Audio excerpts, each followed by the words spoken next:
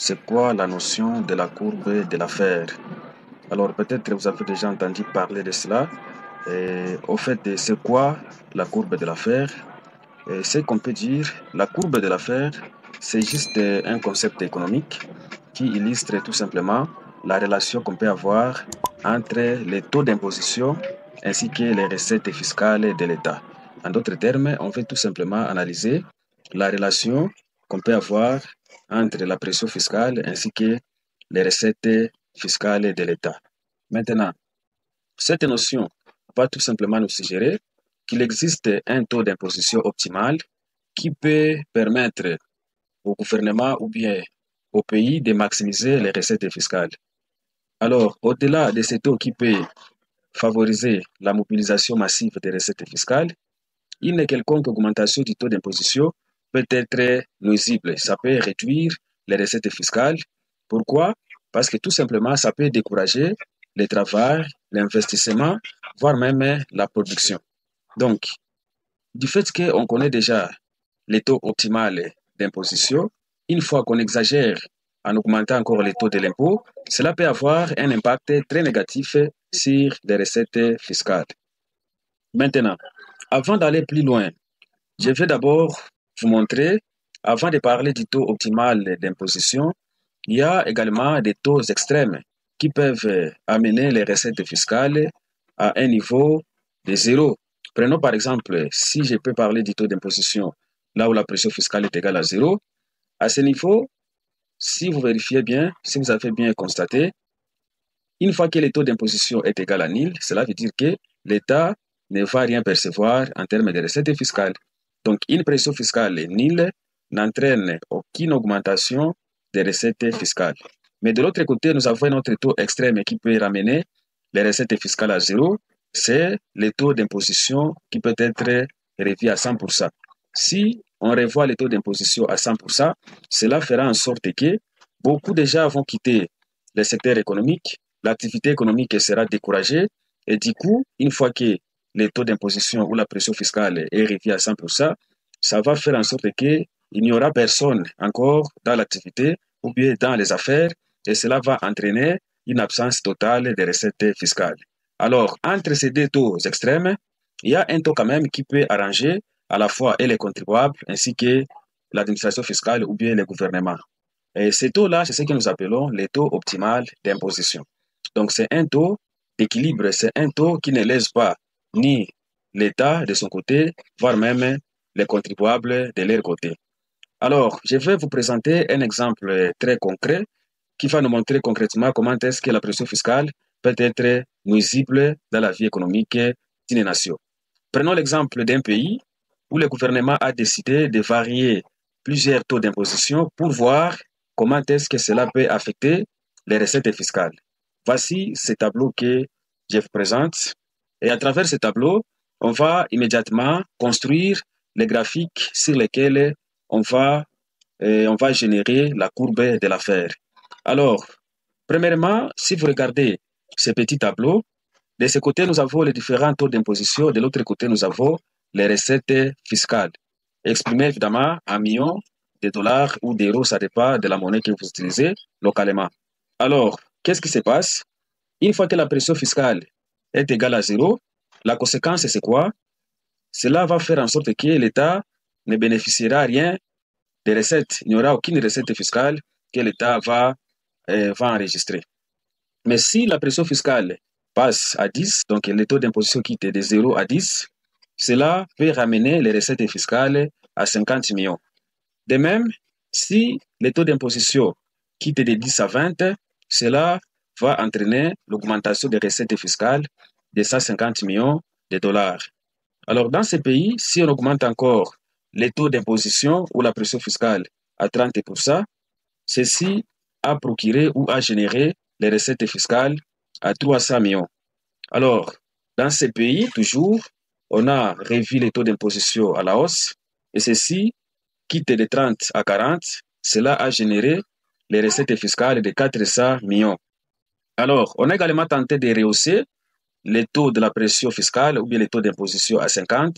Cela a ramené les recettes fiscales de ces pays à 450 millions. Maintenant, dans ce pays, on a encore continué, on a passé du taux d'imposition de 50 à 60%. La conséquence, c'est quoi? La conséquence est que les recettes fiscales commencent à baisser de 450 à 400 millions de dollars.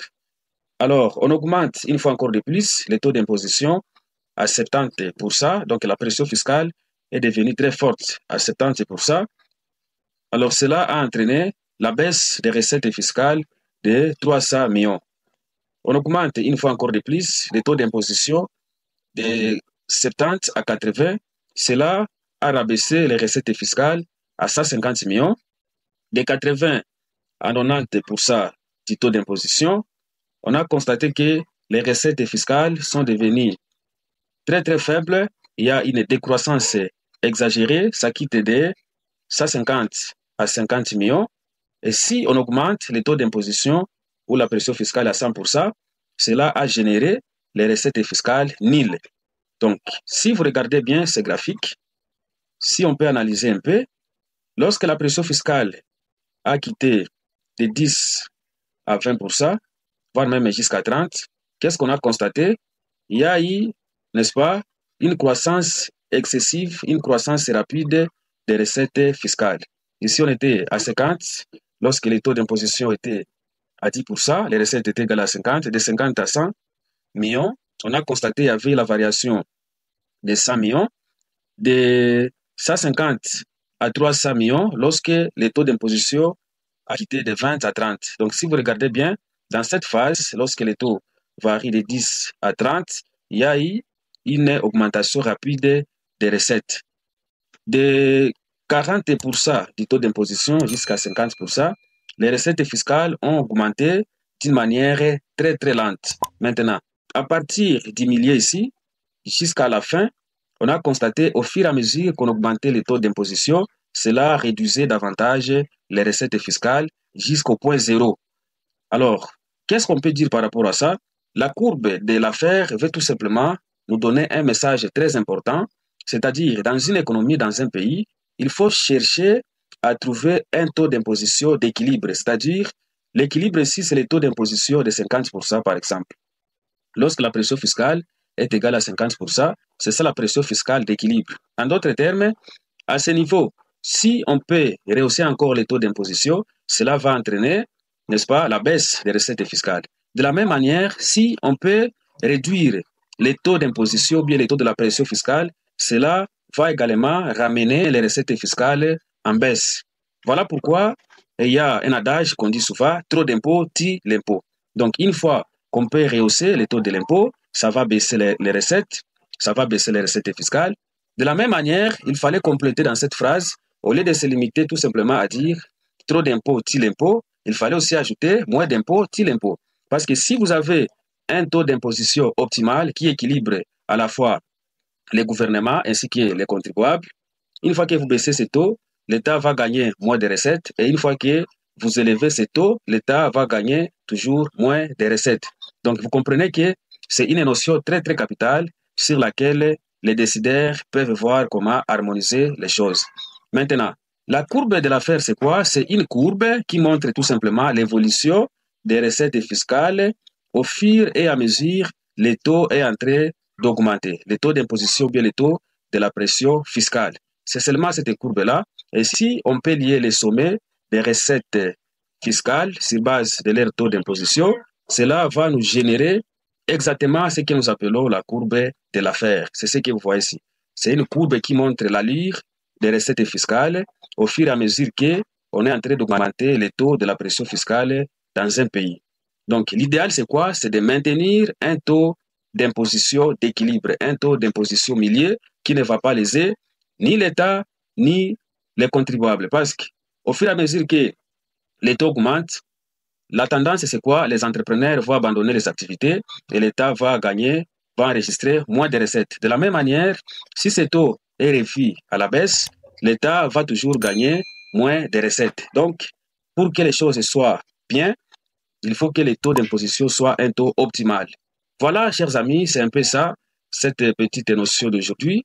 Pour le reste, on va continuer avec d'autres enseignements prochainement. Merci et à la prochaine occasion.